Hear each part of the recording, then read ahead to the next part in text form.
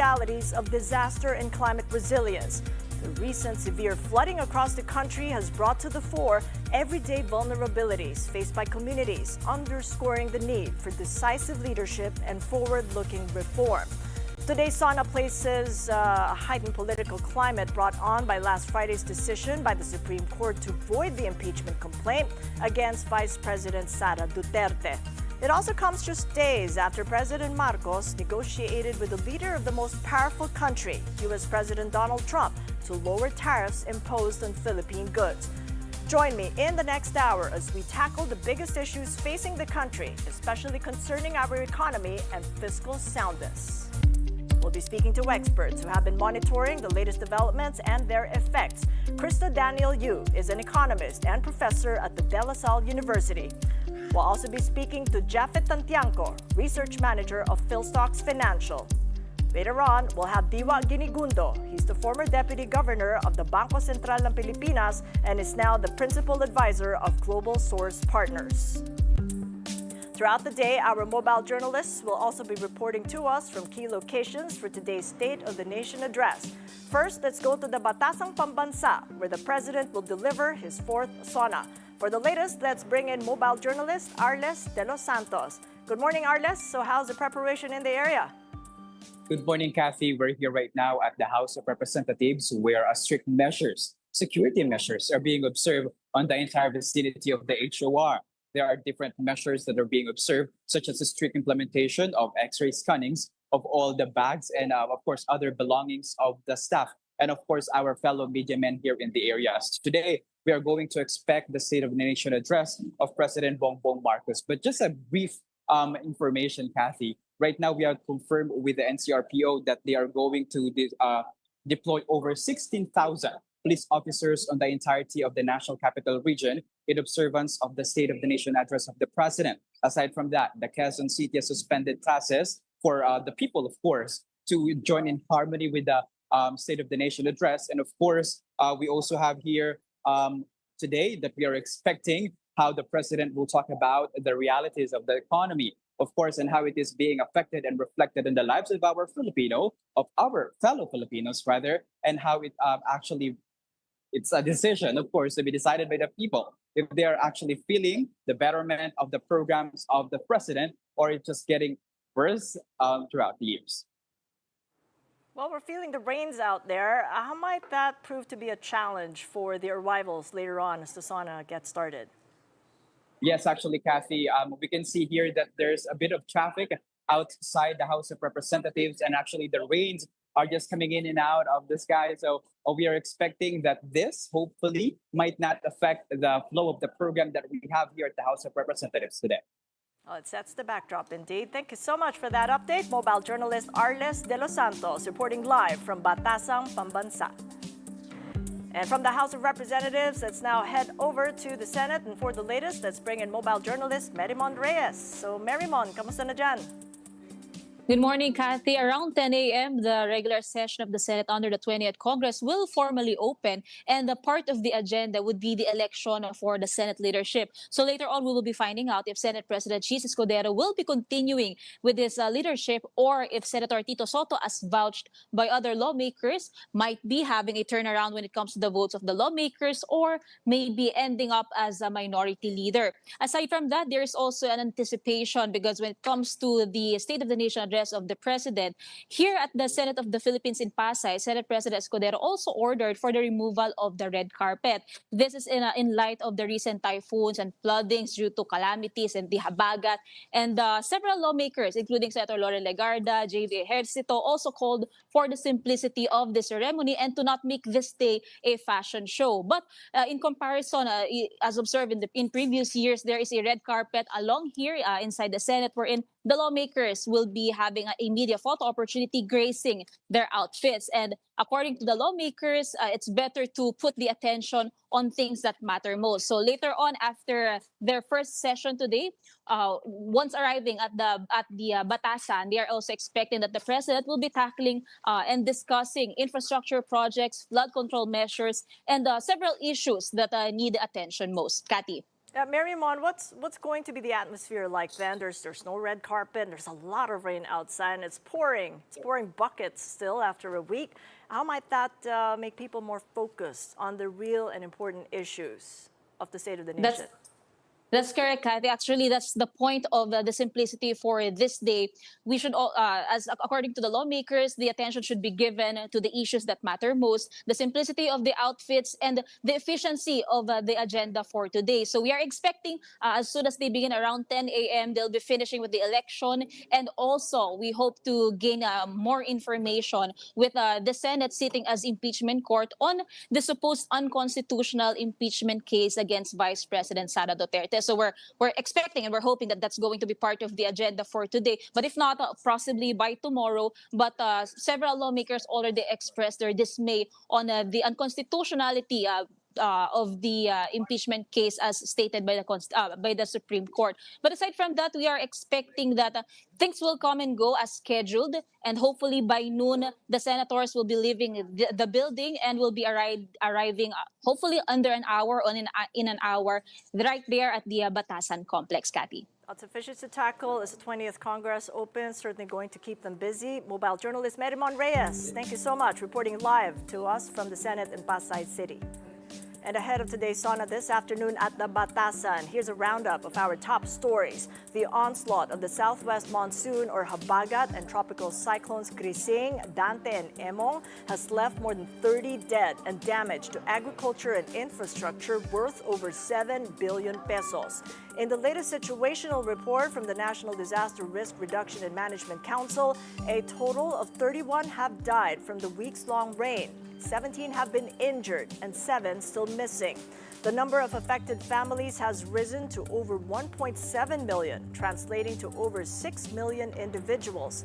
The NDRRMC added that damages to infrastructure have totaled 6.5 billion pesos, affecting 496 structures, while the agricultural sector has already incurred 791 million pesos in losses.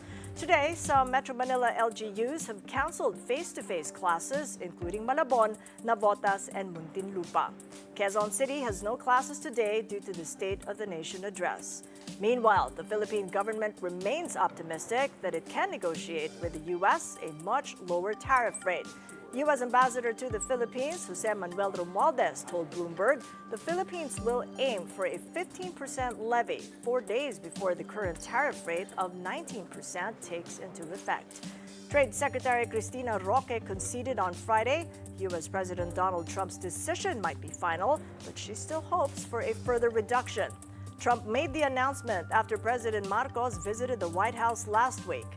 And here at home, the House will file a motion for reconsideration over the Supreme Court ruling declaring the articles of impeachment against Vice President Sara Duterte unconstitutional. House spokesperson Princess Abante claimed that the unanimous decision essentially amended the Constitution by adding stringent requirements on the impeachment process. The High Tribunal ruled that the articles of impeachment broke the one-year ban under the Constitution and violated Duterte's right to due process. The justices, however, underscored that they are not absolving the vice president of the charges against her. Former Associate Justice Adolfo Azcuna called the 97-page decision legally correct, but rather unfair for giving a new definition to what constitutes initiation of an impeachment complaint. While former Chief Justice Artemio Panganiban said that instead of issuing a rushed decision, the Supreme Court could have called for oral arguments on this monumental case. The Vice President won't watch the State of the Nation address because, in her view, it's a waste of mobile data. Speaking before supporters in Seoul, Duterte said the President gets her triggered to the point of wanting to break her phone. This is the second year that Duterte will skip the annual address. Last year, she declared herself as the designated survivor and justifying her absence, a term used in the U.S. for a cabinet member who must sit out the president's address to ensure continuity of leadership if something were to happen to the chief executive and his successor. As President Marcos enters his fourth year in office, Duterte said the Philippines needs a government that is more felt. Yan yung kailangan natin ipaintindi sa mga tao na mag-State of the Nation address.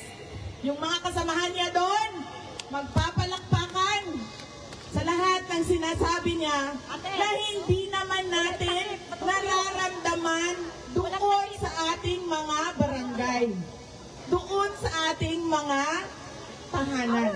Kasi kahit ano pa man ang sabihin nila,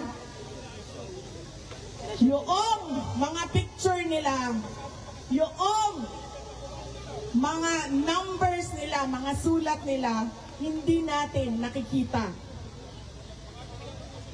sa ating mga komunidad. Kailangan natin ng mas maayos na pamamahala sa ating bayan. We deserve better. Hindi kami ang sasabihan, hindi tayo ang sasabihan na okay na yan. Ganyan talaga yan. Hindi pwedeng ganyan ang sagot ng gobyerno. Let's dig deeper into these issues. We have Diwa Ginigundo, Krista Daniel Yu, and Japhet Tantiangco joining us today. Good to have with us all. Thank you so much for being here on a very rainy SONA day. Let's contextualize this discussion and start with the junking of Sara Duterte's impeachment complaint at the Supreme Court. It comes just 72 hours before the State of the Nation address. What do you make of the decision and the timing? Diwa. Well, we respect the decision of the Supreme Court about the decision to declare the impeachment, the articles of impeachment to be unconstitutional. However, they're using a new definition and applying it on the present case involving Sara Duterte's impeachment. Okay, and for me, there is also a space for a possible compromise, and this is for the Supreme Court to issue a supplemental resolution and invoking the doctrine of operative facts. This means that all the things that have been done can be considered to be valid and then apply the new definition of what initiation is all about prospectively, but not in this case. Because the House of Representatives, in coming up with the fourth resolution, involving 215 signatories among the members of the House, precisely adhered to the old definition of what initiation is all about, which means that there is filing of the resolution and there is referral to the Committee on Justice. And this was all done. But the Supreme Court seems to have come up with a new definition. So I think, as one jurist would say, there is a space for a possible compromise. Space of a possible compromise also brings to the fore still the uncertainty. Yes. We hadn't really gotten over that. And when you look at what investors really want from us is certainty. Yes. As an economist, Krista, where are we on that? I think we should be looking at the institutions in unity. Like while the Supreme Court did not absolve the Vice President, they are saying you can wait, okay? And this gives us time to listen to the President now and say, hey, this is what our plan is, and Congress should focus on this first, and maybe after that, they can work on the impeachment once it's already viable in February. Well, that takes us to the markets now. So markets trade, peso trading, and the PSEI in just about maybe 15 minutes. Yep. I'm wondering how investors might react, or maybe even not react to it, because there's a whole lot of others to react to or act on, especially with the Fed deciding this week. How do you think they would? Yep, I do agree with you, Ma'am Cathy. So for now, from a market standpoint, I believe investors won't be reacting much to that. With respect to what happened to the impeachment trial of Vice President Sara Duterte, I believe they'll be focusing more on the President's upcoming State of the Nation address, as well as other developments this week, including the Federal Reserve's policy decision and its policy outlook. However, investors will still be watching out for this impeachment, for the developments of this impeachment trial. If it prolongs, if it deepens further the political divide within the government, and if it takes more of the government's time, which could have been used for other, for other for other matters like developing policies, then that could be the time that it begins to have a negative effect on investor sentiment. Well, what exactly would you like to hear later on at 4:30? Well, with respect to the president's SONA, of course, in general, what investors would want to hear are policies that would keep inflation low, and at the same time reaccelerate economic growth. I believe the U.S.-Philippines trade relations will also come into play, given that the 19% tariffs is still deemed too high. Given the recent developments that we had in the Philippines, the weather conditions, I believe investors would also want to hear about infrastructure developments, especially flood control systems and other weather risk mitigating measures, because these storms, somehow they still have a negative effect on economic growth. There are also some industry-specific developments or policies that investors would like to hear. Like, for example, the hottest would be on online gaming. What are the regulations that the government plans? Konektadong Pinoy Bill for the digital infrastructure. And of course, we also need to hear about, agriculture, in particular food security, and how to strengthen the manufacturing sector in light of the global trade frictions that we are experiencing right now. That's a whole laundry list Yes. there. What about you, Krista? What would you like to hear? I'd like to hear more about the industries that we're going to be developing in the country. I'd want to hear more about mining, electric vehicles, the semiconductor industry, more on the services sector of that aspect of that industry. And I'd also want to look into education and the social programs that the government has. So these all go towards helping us grow as an economy. DY, it's going to be a big elephant in the room if he doesn't make a mention of the impeachment case, but what would you want to hear? All of the above, but I'd like a focus, no? A focus on how to bring out the Philippines out of the low middle income trap. So you see, since 1987, we have been in that category. So 38 years had passed, and we're still in it. Malaysia, Indonesia, and even Vietnam have already overtaken us. I would like the president to provide us with a very clear blueprint on how to bring this about. We have been waiting for the last 38 years, and we have yet to see concrete action on how to do that. I'll challenge you Second is, further. of course, Yeah. innovation. Okay? Innovation in all economic sectors, agriculture, services, and even industries. Without innovation, it is very important. It is impossible to effect, preventing any productivity drugs and allowing us to reap greater productivity in all the three sectors. Krista was talking about human capital. I think that is very, very important.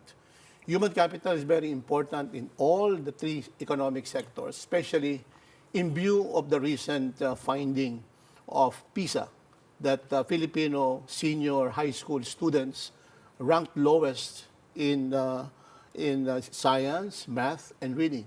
Question is, what kind of leaders and business managers are we going to have 10 to 20 years from now? So I think the president should focus on human capital development. We have a literacy poverty of 90%, and that's a tall order. As we do self-rated poverty, hunger, these are 55%. metrics. Exactly. So what will a higher middle income economy mean for those who are in the poor category? It means more of them will graduate into the middle income category. That means they have more jobs, they have more sources of income, they will be able to take advantage of opportunities for education and public health. And that means there is less social drug in the economy. And that's good for everyone. I just realized I jumped 2 spaces there, higher middle income. We were just talking upper middle income. But we will discuss the complexities of trade with Krista in the next, after this short break, just a deeper discussion on the negotiated tariffs imposed on Philippine goods. So keep it here on One News.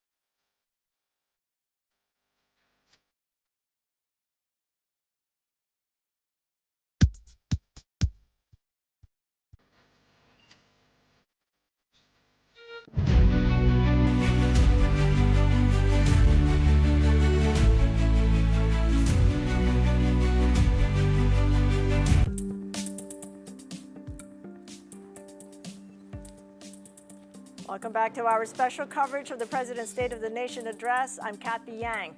As August 1st is the effectivity of the U.S. tariffs, can the Philippines negotiate a much lower rate? Trump's recent deal suggests that the baseline tariff rate is 15%. That is what the European Union got this Sunday in what appears to be the most consequential agreement Trump has so far announced. The new rate is far lower than the previously one that he threatened, 30%, though it is a disappointment for some observers, as the bloc targeted a zero-for-zero tariff deal. Japan also got a 15% duty, while both Indonesia and the Philippines walked away with 19%. But the spotlight now turns to China, which is facing an August 12th deadline to reach a tariff agreement with the U.S. Negotiators will meet Monday in Stockholm to extend a truce, keeping higher levies at bay. Without an extension, global supply chains could see tariff rates reaching over 100%. Teneo Managing Director Bob Herrera Lim told this program China is still the big whale in the house. The context always in the Philippines is how will the tariffs affect the manufacturing situation in the Philippines? And that's not an easy thing to do because what we still don't have is the tariff on China, right? If the tariffs on China come in measurably lower than what was given us, then the incentive for a manufacturer to move out of China declines. Now, if China goes 25, 30, 40%, then that dynamic changes. So actually, the big whale that everyone is waiting for is still China. And still with us, Krista Daniel Yu, economist and professor at the De La Salle University, Japhet Tantiangco, research manager at Philstocks Financial Inc., and Diwa Ginigundo, former deputy governor of the Bangko Sentral ng Pilipinas. Let's take it from Krista's point of view. Our trade negotiators are still hoping for 15%. It seems to be the received agreed baseline right now with all the to and fro. How much of leverage do we have given the complexity or the lack thereof of our economy? I think our economy stands to improve a lot on complexity. Right now, we're 36th in the world in terms of trade complexity. And however, this is only because 64% of our exports is on semiconductors and electronics. So this is quite a different picture because it is a bit lopsided towards one big chunk of industry. So, yeah. Before we take a deeper dive into the complexity, let's iron out the intangibles, if you will, maybe food security. Yes. Because that might not be captured in the economic complexity index that you've prepared for us. How does that affect our ability then to thrive? If we do consider the contribution to the economy of our other complexities. Okay, so what I prepared was actually a multidimensional economic complexity. So the rank 36 in the world is something that focuses on trade alone. So in the Philippines, I developed a multidimensional economic complexity index that accounts for several factors as shown on the screen. So we have here contribution to the economy, the multiplier effect, and food security, employment, product complexity, environmental impact, and gender equality, which are all concerns of the country. So by including food security into the mix, this allows us to include agricultural products. Usually, if you want to prioritize complexity in the country, agricultural products will definitely be out of the picture. Mm-hmm. But if you include food security, you start to include pork products and the hog industry. So Pinoys love their lechon and yes. adobo, so we need it. Let's take a look at this graph now. When we compare ourselves with the ASEAN, it's a very stark picture. A lot of times we're said to be left behind or a cellar dweller. Let's take a look at that chart because it is so striking just to see the Philippines coasting along. Yes. Take a look at that dark green line there. Yes. And it's even saddening to see that the lighter green line is Vietnam.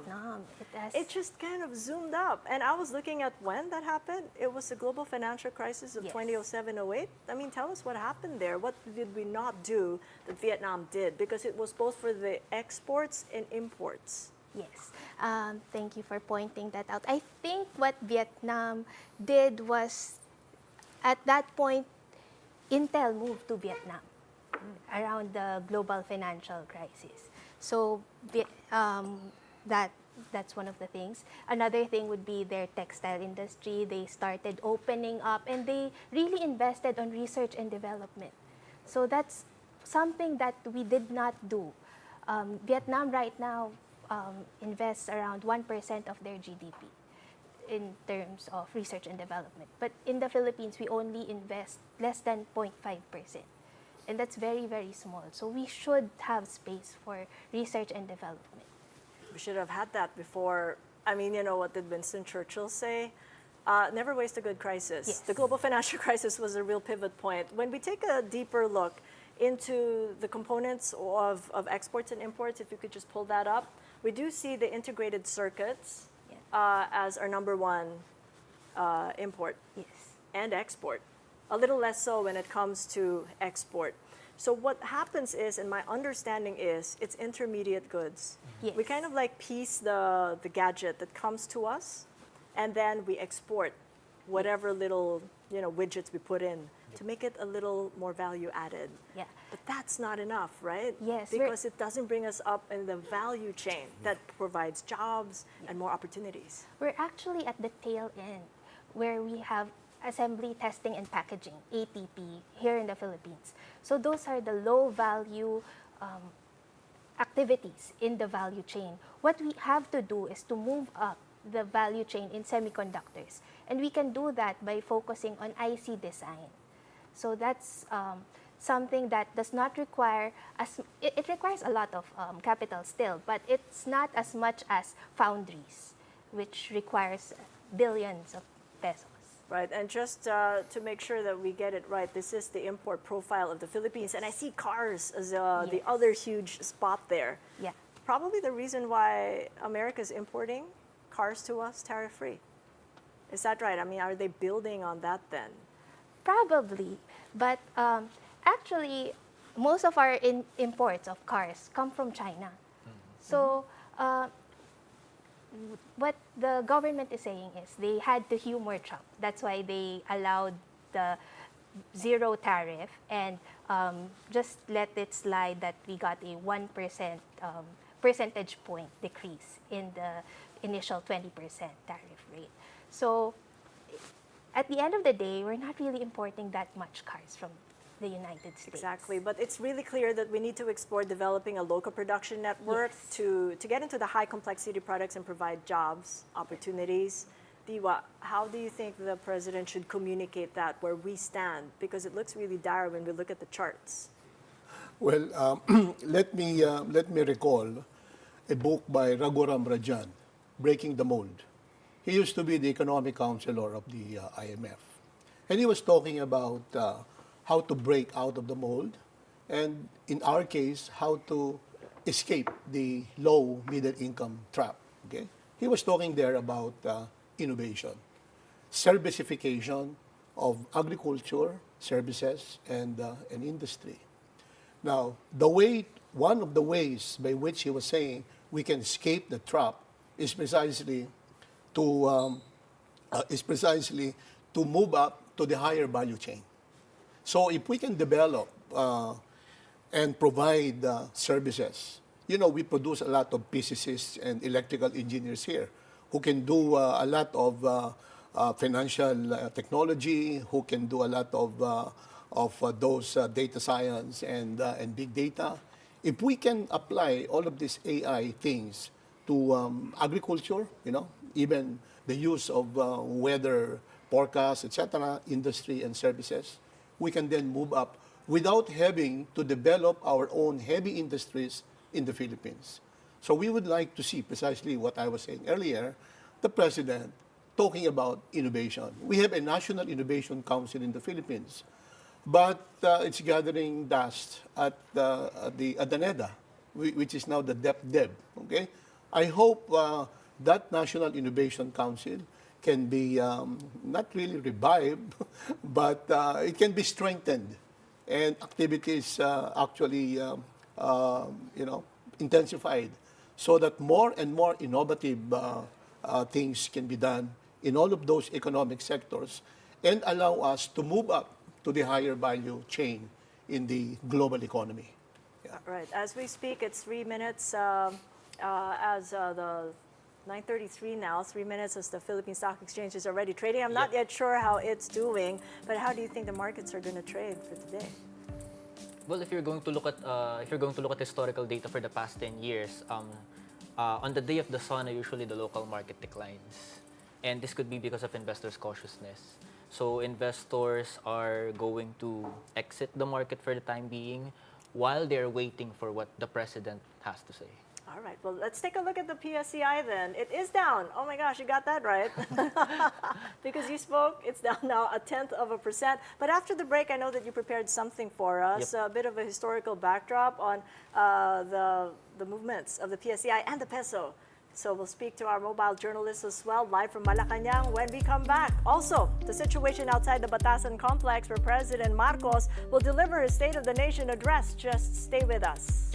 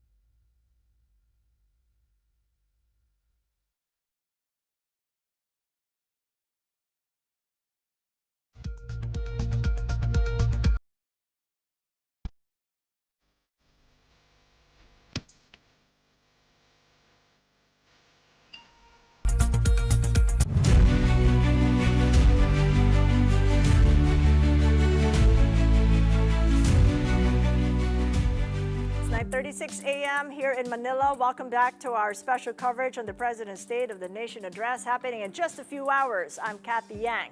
Throughout the day, our mobile journalists will be reporting to us from key locations for today's State of the Nation address. Let's now check in on the situation along Commonwealth Avenue in Quezon City, where protesters are currently gathered to voice their demands. We now go to mobile journalist Evan Tarinque, reporting live on the ground. So Evan, what is the mood like there? We are here actually currently sa Quezon Memorial Circle kung saan makita nyo actually sa likod ko tuloy-tuloy yung pagkikilos protesta nung mga kapatid nating galing sa Alyansa Makabayan Bagit ng Luzon, no? Kanina pinagsisigawan nila yung usaping lupa, no? Pangatlong taon na raw ito ni President Bongbong Marcos, may problema pa rin daw sa usaping lupa. Isa rin doon sa sinisigaw nila kanina, itong pagpasok ng mga imported na bigas, no, na nakaka-apekto raw sa mga magsasaka, lalo na daw sa gitnang Luzon, no? Ani nila, hindi naman daw dahil sa basa or nasira yung mga palay na kanilang itinanim. Kaya bumaba yung presyo ng ilang mga bigas, dahil daw sa importation na nangyayari, no? Kaya naman, yung ilang mga magsasaka daw, nahihirapan para mahihirapan na kumita dahil nga yung presyo ng mga palay na ipinibenta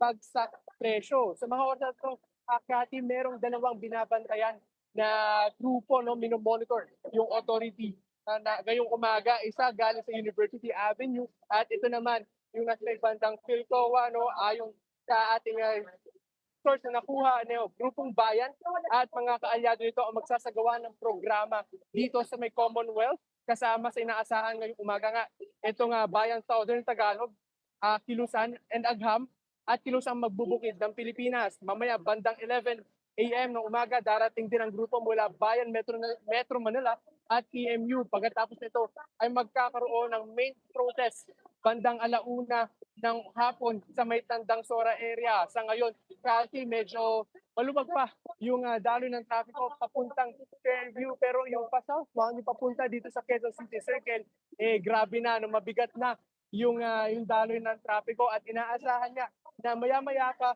mas bibigat pa yan pag umikot na or dumating pa yung ibang mga magpoprotesta ngayong araw. Kaya pinayuhan ng mga otoridad na maghanap na ng alternate routes yung mga kapatid natin para hindi na sila ma-struck sa traffic mamaya. Cathy? Ivan, sa gabal ba yung pag-ulan, yung pabugso-bugsong ulan? Or tuloy pa rin sila? Cathy, sa mga oras na to, medyo maayos pa naman yung panahon. No? Walang bugso ng pag-ulan na nararanasan currently. Actually, medyo makulimlim. Pero kanina pa to, tuloy-tuloy naman yung kanila pagpoprotesta. So we're waiting kasi mamaya pa, iikot na naman. Iikot ulit. Ang grupong ito maya-maya papunta naman sa may kabilang side. Okay, ingat kayo dyan. Mobile journalist Evan Parinque reporting live from Quezon City. Around 16,000 police officers will be deployed to ensure security on SONA Day. Let's get updates on the ground now from mobile journalist JF Rivera in Quezon City. So how's the security situation looking now, JF?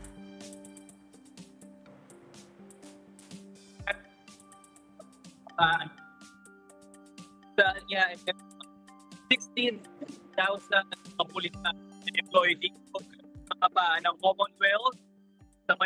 Establish connection, JF, soon as we get that going. But first, as concerns grow over the rise of online gambling platform, the Securities and Exchange Commission has raised red flags, not just over moral concerns, but also over economic risks. Here's what SEC Chair Attorney Francis Lim had to say in an interview on Top Beaters. We have to protect first our children from getting used to online gambling.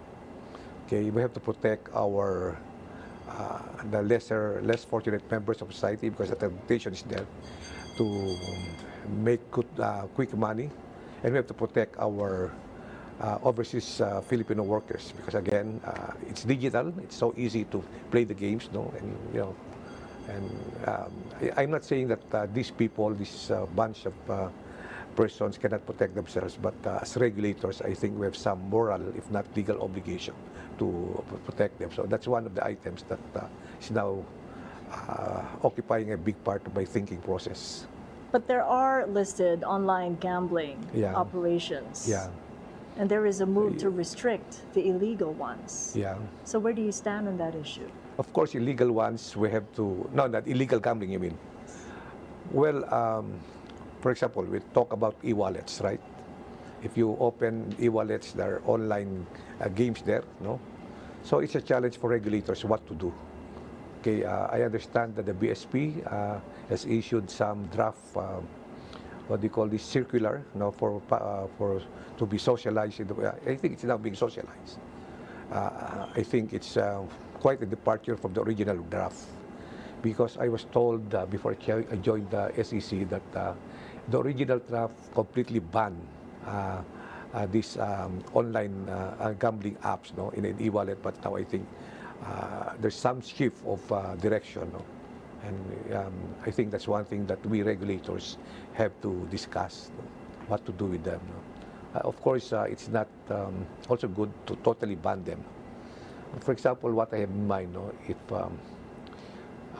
we can have a minimum deposit in your e-wallet before being allowed to gamble online, no? To play those games, for example, 50,000 at least in your e-wallet, so that you protect the children, the school children, protect the students, you protect the OFWs, no? So that you make it hard for them, no? It's not that we're dictating on them, but I think we have to have an environment where everybody is happy, balancing things. President Bongbong Marcos made headlines during his third SONA in July last year when he announced a total ban on Philippine offshore gaming operators, or POGOs. Citing its, quote, grave abuse and disrespect to our system of laws, Marcos said POGOs, while posing as legitimate businesses, had devolved into criminal hubs for scams, money laundering, human trafficking, and even murder. Early November 2024, he signed an executive order, number 74, to formalize the ban. And in February this year, the Financial Action Task Force removed the Philippines from its gray list, citing stronger anti-money laundering efforts, a move the palace credited in part to the POGO crackdown. Today, all POGOs are banned.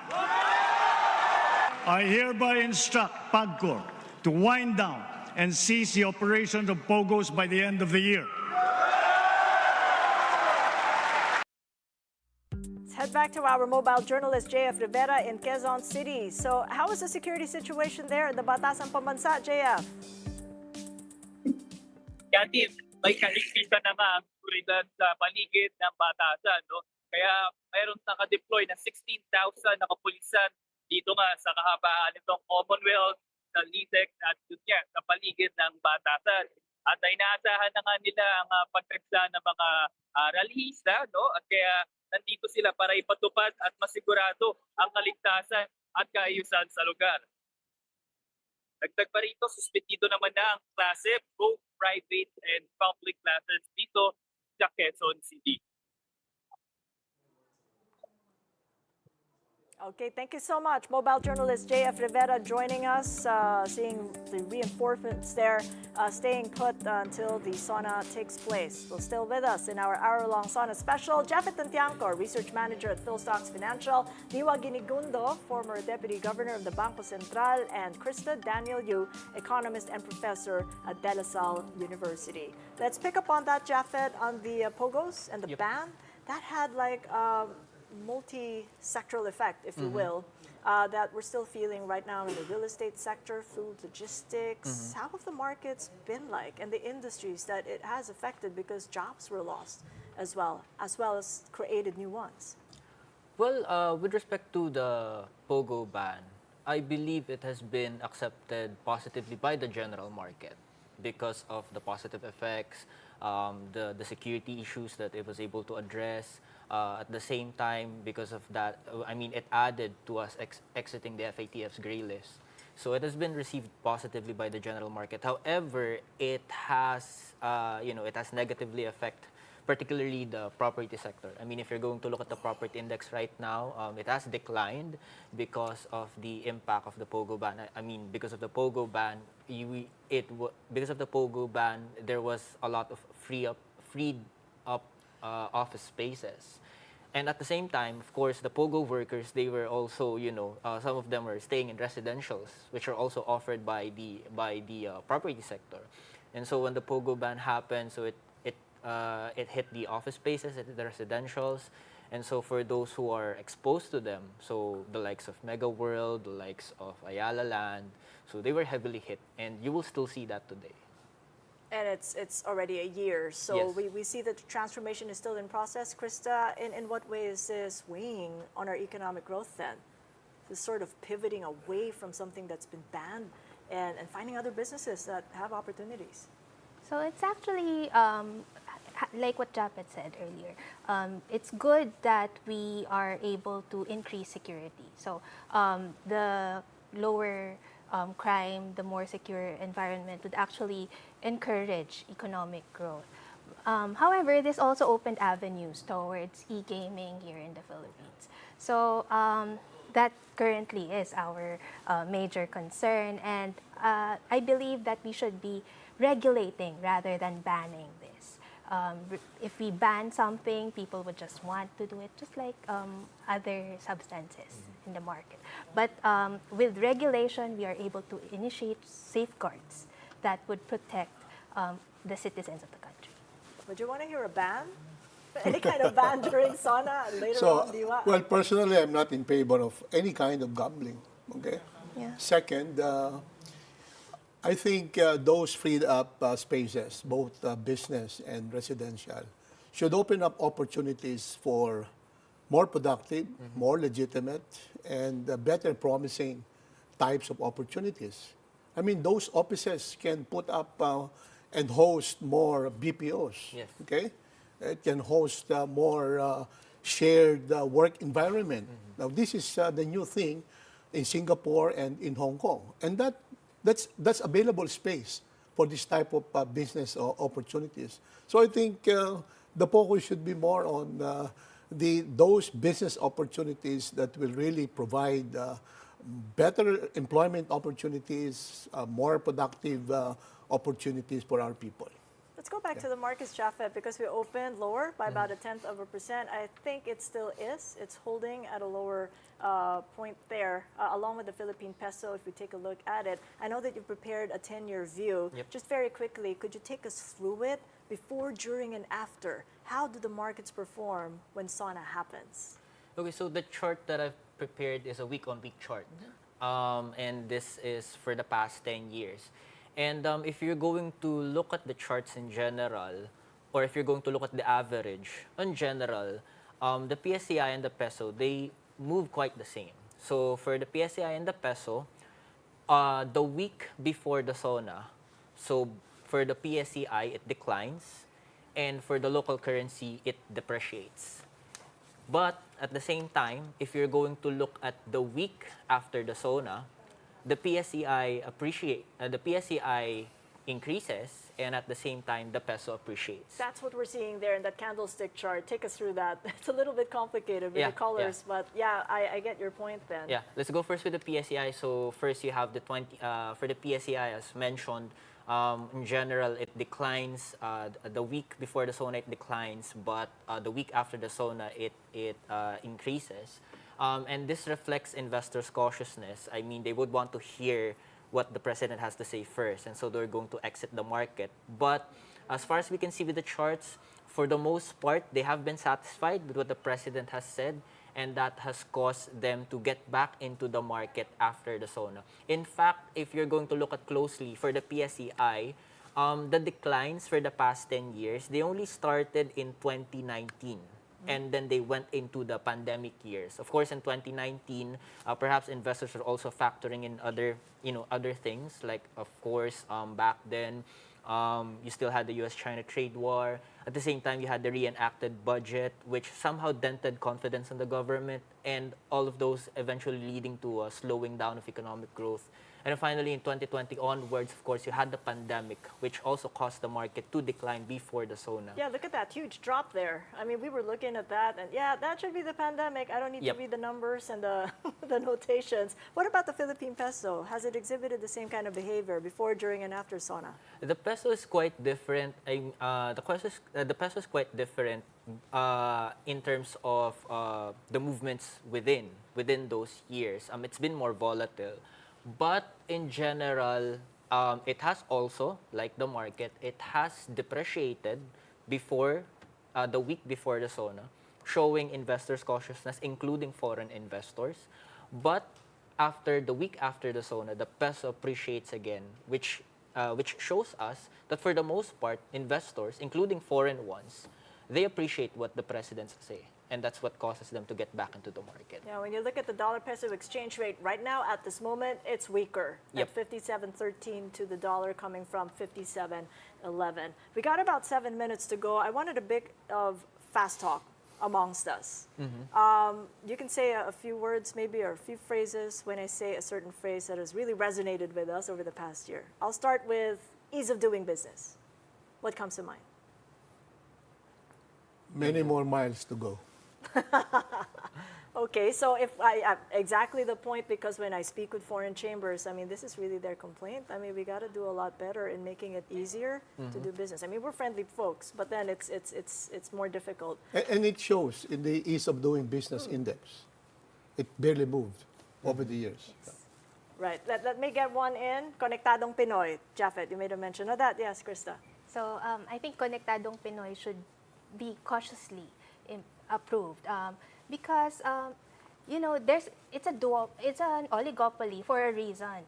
It's a highly capital intensive market, and you don't want people to, well, of course, the owners of the infrastructure would want them to use them exclusively. If there's infrastructure sharing and people who do not have enough capital get into the market, how would they be able to service the barrios that they claim that they'd want to service? So I think that's what they should be looking at Konektadong Pinoy. And they are acknowledged that in the far-flung areas, they should be they have Starlink. They use Starlink. So I think with the Free Wi-Fi Act, government can actually tap into resources and fund this for the people. I guess that leaves us to Japhet. I'm going to pick out hunger. Hunger. Well, the food. The first thing that comes to mind is food security. I mean, to address hunger, we really need, we really need to strengthen our agricultural sector in order to boost food security within the country. Unfortunately, the problem with our agricultural sector right now is we are still heavily dependent on imports. And with the global trade frictions that we are seeing right now, the rising global trade frictions, I believe, it further drives down the need that we should really be establishing that food security, food abundance in the country in order for us to solve the issue of hunger. All right, so much work to do for our president has got 3 more years of a legacy to create. Thank you so much for joining us. It's been a lovely and very insightful panel. Diwa, Krista, and Japhet. Much appreciated. Thank you very much. And let's now check on the situation in Malacanang. Security checks underway as the president is expected to leave shortly for Batasan. Mobile journalist Julie Baisa is now on the line. So what's the latest there, Julie? Cathy, the palace is now ready for President Ferdinand Marcos Jr.'s fourth State of the Nation address. Last night, PBBM released a video showing his preparations for his report to the nation. He was joined by several officials from the Presidential Communications Office. PCO said this morning that his speech would last for over an hour. PBBM's schedule has been pretty tight as he works on his SONA speech. He had just wrapped up his official visit to the United States. On Wednesday, Marcos told members of the media that he would make up for the 4 days loss in preparation because of the official trip. As for his speech, Marcos said that each one is a little different from the last because the state of the nation today is not the same as it was in previous years. PBBM added that we will be talking about the government social projects. He also mentioned that he would focus on the programs that they have initiated and will continue to promote and endorse until the end of his term. Cathy? Okay, thank you so much for that update, mobile journalist Julie Baisa. And a documentary of the travails of Filipino station in the contested waters of the West Philippine Sea has finally gotten a premiere here at home. External pressure forced the board of a film festival to pull out of the film in March. And after its victory in New Zealand, director Baby Ruth Villarama said the fear of self-censorship is still standing in the way. Mobile journalist Jazz Paredes has this report. Award-winning documentary Food Delivery Fresh from the West Philippine Sea premiered in Makati on the eve of the State of the Nation address. While the timing aligns with the SONA, organizers confirm that the premiere is scheduled to coincide with the international screenings in New Zealand. The documentary, directed by Baby Ruth Villarama under Voyage Studios, won its first award at the Doc Edge Film Festival after previously being banned and pulled from Philippine Film Festival just days before its premiere due to external pressure. Instead of being screened locally, it was first shown in New Zealand. The long-awaited Philippine premiere drew a full house in Makati. Lines piled up at the cinema entrance with viewers full of high hopes.